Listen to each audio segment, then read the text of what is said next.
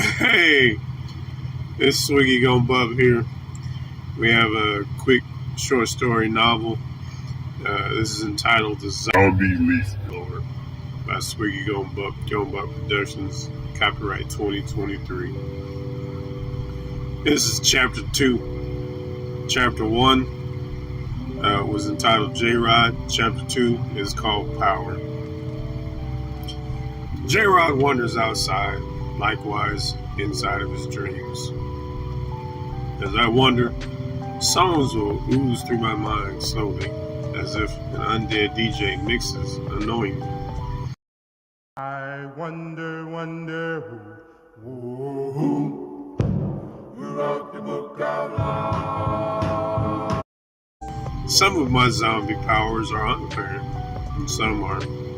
Regular people can't see me at all times. After a kill, my zombie power nature rules. Meander through the privately desolated streets. My mind is a cacophony of fragmented thoughts and memories. I'm also a working zombie. My Echo PB9010T forces to breathe to the brink. Immaculate uniform, a peripheral camouflage, is a pass to blow everything, everywhere, at all times of the day. Jose's soul, trapped in a decaying body, forever caught between the realms of life and death. At least it seems as such. Fleeting moments of clarity pierce through the fog of my decayed consciousness. Get it done. I vaguely remember my past life, fleeting images of loved ones and places I once called home. It's like flipping through a Jalisco travel pamphlet. Those memories slip away like sand through my rotting fingers, leaving only an eerie sense of loss and longing. Fuck it, he thoughtfully reasons amidst his inner turmoil. In this perpetual state of confusion, I'm driven by a primal instinct, an insatiable hunger that gnaws at me relentlessly. Flesh, yes, I'd like a flesh combo, please.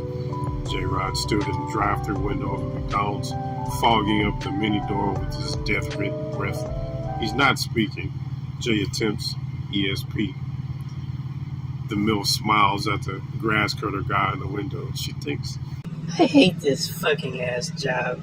I'd like to come here dressed up as a thug dude and rob this bitch. She smiles at her co-workers. Where do I get these ideas? She snickers to herself. Beep, beep. Her drive-thru headphones alert her as to the next customer on the little outside speaker. Click. Hello, welcome to Macos. How may I help you? The radio frequency hubbub doesn't cease to be annoying. Through the white noise, the patron returns. Give me your number, hon, please. She says, please repeat your order, sir. She smiles into the headphones. The guy senses a leaf blower standing in the grass to his right side, staring at him. Awkward moment.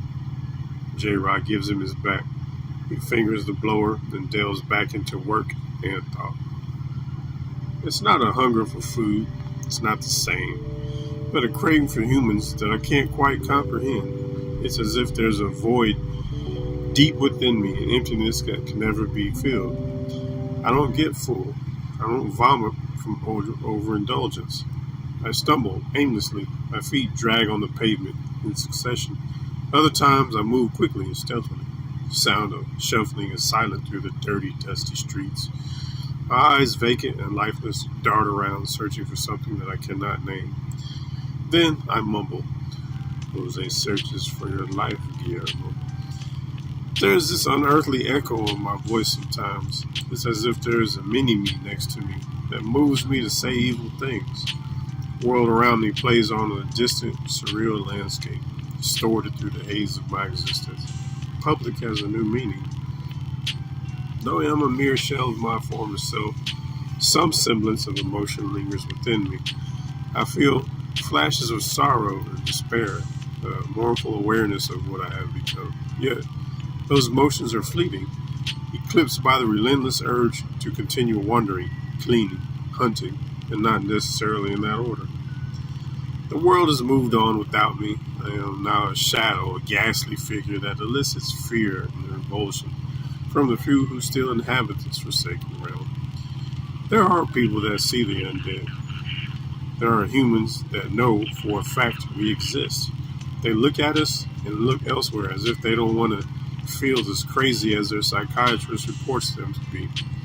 I do not belong here, yet I am bound to this plane, unable to feel rest or salvation. Occasionally, I encounter other wandering souls like myself, fellow zombies equally lost and disconnected. There is a strange camaraderie in our shared existence, a silent understanding of the torment we endure. They're unseen also, sort of. Individuals squint in our direction and then shake their heads.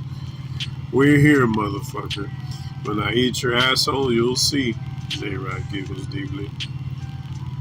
Am I wondering? I pass by remnants of the life I once knew. Abandoned homes, shattered windows, and crumbling buildings are all around. Buildings only look that way when I'm in my daydream state of mind. At night, I'll haunt them, blowing leaves and shit. It's a cruel irony that I'm surrounded by fake life while being trapped in a state of perpetual death, undeath. What the fuck ever. In that moment, a homeless lady is standing directly behind me as if she morphed out of a shadow. I snatched her quickly. She didn't scream either, at least not until I craned my neck. We fell behind a green dumpster. Sweet smells of old fish grease and rotten eggs penetrated the air. I craned my neck at a 90-degree angle. Then she screamed. I relished her salty neck. I licked it. Her neck was a fat burrito. Her neck innards ran, dripping on the broken boxes. Death wiggled out of her body, tattoos all over her. I sucked her decapitated rib cage. My hearing volume turns up when I feed. Birds are flapping their wings really hard. No footsteps are approaching. None notice the carnage behind the dumpster. The zombie lead blower gets it done once again. He blows the garbage into a corner. He uses a box lid. The trash pile is ladled into the dumpster. It's all good. PB 9010 idles like a super bike before Moto 1. Amidst the chaos of my thoughts, there is a faint glimmer of hope. Progress is nothingness. A distant yearn for release from this eternal limbo. It remains just out of reach. A distant star in a dark and infinite void. So I continue to wander, groaning, a lost and tormented soul, forever grappling with the tattered fragments of my existence. In this bleak, desolate world, I am but a wandering zombie, haunting specter, destined to roam without purpose or peace. Then, no, I can't have a goal. I will find you, Gmo. That bum had a new phone in her pocket, an Apple iPhone 15 Pro Max with glow pink case. No one liked code either. Still, it had unlimited internet. A news podcast discussed a woman that was found. She's supposedly been raped and kidnapped. Jay scrolled to see her picture. It was her. Why in the fuck is this bitch familiar to me? He gripes out loud. As I scroll, the taste of my recent prey lingers on my tongue. A mix of primal satisfaction and conflicted emotions wash over me. My instincts guided me to kill, to feed on the flesh of a living being. I can't deny the exhilaration of the body, the rush of adrenaline as I snatch my prey, and the primal joy of the kill. Yet, now the frenzy of the events has subsided. There's a moment of introspection that follows. I am a predator, a creature designed by nature to hunt and consume other beings. Living, it's a role ingrained in my undead program, an ancient dance of life and death that has played out for eons. As I gaze upon the image, I can't help but wonder about the life that once thrived within it. The memory fades into me. You're a busted asshole, Schroeder. A college girl said that. On a yacht, a naked pussy hole, the marina. Those 5 guys. I remember that day. I hate those women. That can't be one of those bitches. J-Rod reasons audibly. Despite his recognition, I know that my nature dictates my actions. I am part of the delicate balance of nature. a cog of the eternal cycle of life and death. My survival depends on consuming the flesh of others, and in doing so, I intensify my own false existence. iPhone rings. J-Rod drops it. It doesn't break. He stomps it. It doesn't break. The fuck? J-Rod turns the phone volume down to mute and shoots it into the dumpster. Three-pointer. Jose leaves the scene and blends in with the shadows, slowly, studiously, seriously.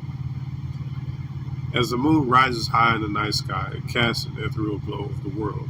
A gentle breeze follows. The next morning, Jay finds a group of lawn maintenance technicians outside of a humongous shipping and receiving facility. He goes to work. J-Rod talks to himself out loud. How the fuck did I use the power on that dude? I wanted to reach out to grab him, but he was like 30 feet away. Yeah, I got his ass. Jose was trying to gain control of his discovered power. It came from nowhere. He'd blown a big pile of leaves into the street. In deep thought, he looked over his shoulder to some high-rise apartments. Hey, you there. Hey. Some dude with those paper-thin flip-flops was flopping in his direction. J-Rob did a 360. It wasn't what it looked like, though. It looked like he was a confused new guy. Beachcomber boy had no idea it was a zombie probing for any witnesses. Dude motioned to follow me. Beachcomber boy was fumbling in the shorts pocket. They walked on, sending 2 flights of steps into the parking levels below. He kept turning around, walking sideways, simultaneously talking out of the side of his mouth. Dude had to be high on drugs. Did he not see the skin backtracking off of Jay's face? Did the perfectly kept uniform throw him a curveball that broke the back? The PV-9010 roared. The noises recoiled off the walls. It was deafening. Fist of the air pushed Beachcomber boy through the side of a BMW. The leaf blower was humming so loud that the car alarm was unheard. The buzzing went deeper. The victim's shorts blew into the crack of his ass like a jockstrap. J-Rod brandished his teeth. His choppers protruded out of his gaping jaws. He nibbled with the 2 front teeth, beginning with the victim's ankles. Life juices sprinkled about. A spaghetti-ish nibble, crunch, break, gush, pop, slurp, crunch. The radio on the BMW blared. Beautiful weather this weekend in the city. Here's the next up. Enjoy. The deep-voiced radio jockey informed all of his listeners. Jay focused on his snack. The mashed pulp oozed in his throat. His throat bulged like the body of a snake, fat with a scared rat inside it. The echo blower covered any grotesque sounds. Jay jerked on his uniform as if anything could taint the spotless garment. In a few swift motions, the scene only resembled a juvenile break-in, nothing missing, although liquid DNA, now turning black, was disseminated in the broken glass. The car was extremely dusty. If it's abandoned, then oh well, who gives a fuck? J-Rod noticed that the stereo had turned itself off. He snapped the flip-flops and placed them in the bag. The between-toes flip node had separated from the flop. The bag was laid next to the other maintenance team bags. The corpse piece wouldn't stink for a few hours. He went back to work. Lunchtime approached. The food truck appeared. Obviously not hungry for tacos. J-Rod spit, stashed out, left, separated himself from the lunch crew, going on break. J-Rod began to yearn, the after high of consuming human flesh, especially as it kicked and screamed. There's nothing quite like the indulging of my favorite comfort food. As I take my first bite, I can't help but savor the rich, gooey sauce glopping over the ruptured flesh. The moment the living touches my lips, there's a squish as the softness yields to my teeth. The sour aroma fills my senses, and my taste buds dance with delight. It's like a warm, cheesy hug that wraps around me. It is comforting and satisfying me like no other dish can. Each subsequent bite is a symphony of flavors that play together in perfect harmony. My teeth meet a delightful resistance, producing a gentle crunch as they encounter the golden plasma-coated hardness on top. I close my eyes and let out a velvety texture engulfed my mouth. The way the flavors mingle and the lively goodness clings to my palate is like a nostalgic reunion with a dear old friend. It's so enjoyable that the time seems to slow down, as if I relish every weak human morsel. It's not just about the taste, it's a comforting ritual that feels like a reward for getting through the challenges of the day. Plight of the zombie. As I take another bite, my black heart fills with gratitude and joy. I can't help but let out a contented sigh. It escapes as a zombie moan sound that conveys the sheer bliss of this simple pleasure. The experience is both soothing and invigorating, like a silent sanctuary where worries melt away. With every mouthful, my taste buds rejoice, and I find myself floating on a cloud of zombie bliss. The eyes shut at the same time as they open. Deep meditation is a reasonable comparison. It's a transformative state of consciousness where I feel an extraordinary connection with my inner self and the universe. With closed eyes, I focus on my breath, inhaling, exhaling slowly. I don't know how I get from place to place. As I dive deeper into this, I find myself transported to a surreal realm beyond extraordinary reality. It's like entering a cosmic tapestry where time and space blend into one. The journey feels like a mystical adventure, guiding by unseen forces that gently lead me forward. In this dream, I encounter vivid and symbolic visions that hold profound significance. These visions often reflect my subconscious desires, fears, and dead emotions, offering me opportunities for healing and self-discovery. I see myself in various scenarios, surrounded by archetypal symbols or interacting with powerful entities representing different aspects of my psyche. The dream transcends individuality, allowing me to experience a deep sense of interconnectedness with living beings and the deceased. I experience subtle threads that bind everyone and everything together, fostering empathy and compassion on an unprecedented scale. In this altered state of consciousness, time loses its grip, and I sense as if I've spent eternity in this dream realm. There's a profound feeling of being both a tiny speck in the vast cosmos and an essential part of the grand tapestry of existence. Amidst the visions and ethereal landscapes, I encounter moments of deep tranquility and clarity. I feel an overwhelming sense of inner peace and gain profound insights into the nature of reality. Solutions to complex problems become apparent, and I'm filled with a sense of purpose and meaning in life. Nourishment from food never produced anything such as this. I carry with me the wisdom and profound experiences gained during the dream, integrating them into my daily life. The dream remains etched in my memory, serving as a guiding light during challenging times and reminding me of the boundless potential of the human spirit. Every time it wears off, and I realize it's just an undead slump, passing out, so to speak. Then it starts over. Let's get it done.